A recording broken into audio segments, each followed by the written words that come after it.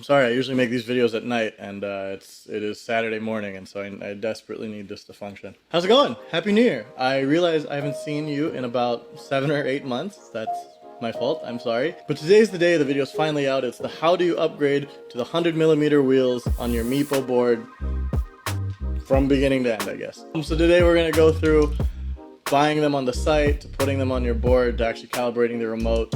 We're gonna walk through that whole process, and hopefully I spell it out in an easy enough way for you to follow along. If you have questions, leave them in the comments. I will read and get back to as many of them as I can. Before I keep going though, I did want to say a ginormous thank you, because we have 275 of you now who are subscribed to this channel. Honestly, I never thought anything like that would happen. I just like to make these videos. I enjoy a lot of the technical aspects of video production and videography. So it means so much to me that there are 275 of you who are entertained by me and want to keep watching. So thank you so much. Thank you for the support. I guess with that being said, let's hop over to the computer and I will show you where to start. Hello, and welcome to my desk. So right now we're going to walk through where to go on the Meepo board website and how to order all the parts you need and what'll come and all that good stuff. So if we're looking at the Meepo board website right now, we're going to go up here to parts and accessories. Then we're going to scroll down over here on the side, down all the way to wheels at the bottom. So then you click front wheels, and it has it organized in all the different sizes they have, and then pair of 100mm wheels right there. Add to cart. There you go. You're good with that. So we go back, and you're in parts and accessories, and you scroll down, and you click PU sleeves. PU sleeves, and then here it's also sorted out. Replaceable PU sleeves for 100mm hub motors. You add those to cart. Once you have it all in your cart, and you'll see it's like $100. You just fill in your information, and you're good to go. And so that's all you need to order. You can order the longer trucks. There are a lot of people who talk about ordering the longer trucks for the front. If you change your front wheels to 100mm, you can. I didn't. As long as you don't brake too hard, nothing bad should really happen, but they are here. These the 265mm shredder wheel trucks. They're currently sold out as of when I'm looking. Alright, let's hop back to the desk. Alright, so you've ordered the wheels, you've waited. Mine took about 3 weeks to come in, and then finally they come in the box, and this is the box. This is what it's going to look like. This is the box right here. Apparently they shipped mine upside down.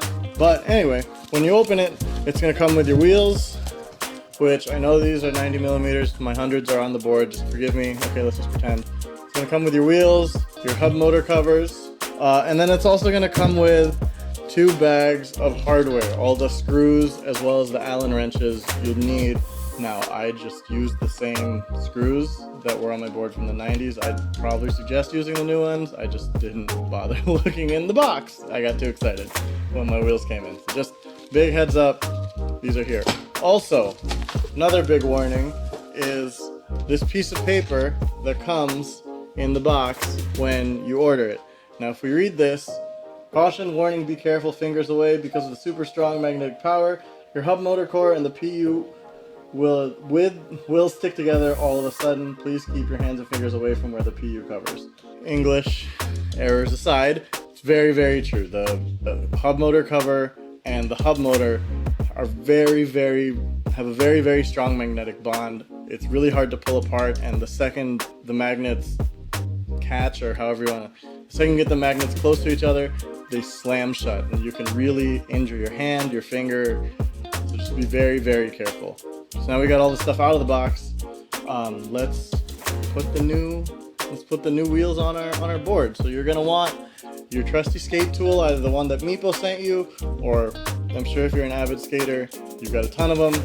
It's gonna be the nut where if you're looking at the Meepo board brand, it's gonna be the left one. So you're gonna untwist that. You're gonna untwist the front nut, loosen it up. You're gonna pop off the wheel. And then to put your new wheel on, you also have to line up the washers. So what I did, which I don't know if it's right, it's just what I did, so someone can yell at me in the comments if I did it wrong, is I put the one outside washer and then the one inside washer and then the one outside washer all on the strut at the same time, and then I put the wheel on and then I tightened it down until it all came together, which once again, don't know if that's right. It's just what happened. And then when it comes to tightening it down, I haven't found that you can tighten them down too hard. Obviously, as you can hear, I'm not the world's largest expert on skateboard technician work. Please someone correct me if I'm wrong. And then tighten it down all the way until it just gives back a little resistance and you should be good to go. And then obviously do the same thing on the other side. Now to the back, to the hub motor covers, which is always the hard one. Now the hub motor covers have 6 Allen screws on the back of them. You're going to take your trusty little Allen wrench that they gave you, your hex key, and you're going to go through and untwist each one. And then, you're probably going to have to go in a circle and untwist them a little bit at a time because the magnet is going to want to fight the screws from coming out. And finally, when you get them all out, it's going to take a nice solid yank, a good solid tug to get the sleeve off. And now you've got an exposed hub motor. You're going to take your new cover, and before you put the hub motor cover on, try as best as possible to line up the holes on the hub motor cover with the cover that stays on the strut, because otherwise you're going to be searching for those holes after the magnet bites on the hub motor cover. Now, like the warning said, be really, really careful. Keep your hands on the outside of the hub motor cover the whole time because you can really easily get pinched, and at the very least you'll end up with like some sort of blood blister on your fingers, and you don't want that. It's just gross. Once it snaps in place, then you're going to basically do the exact same thing but in reverse. You're going to slowly put the screws on, and you're going to have to go clockwise because just because you think you tighten one all the way down, as you work your way around you're going to realize it is still a little bit loose. The whole process should take, I don't know, about 20 to 30 minutes. And as a final check, you want to make sure all your wheels are spinning freely, and if they are,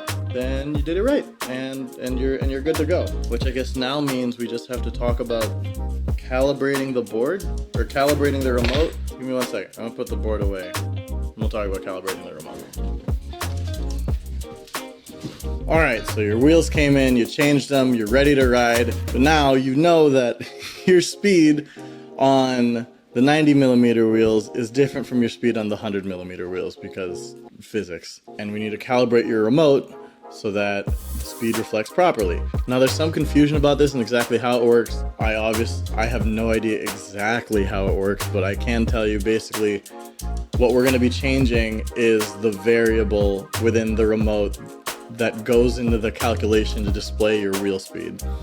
Now, when I originally made this video, I wanted to make it so that it was nice enough outside so I could ride and show you exactly how I went about calculating this, because I literally sat there with my phone as a speedometer and this remote as a speedometer and kept changing the wheel speed until they lined up. Is that scientific? No.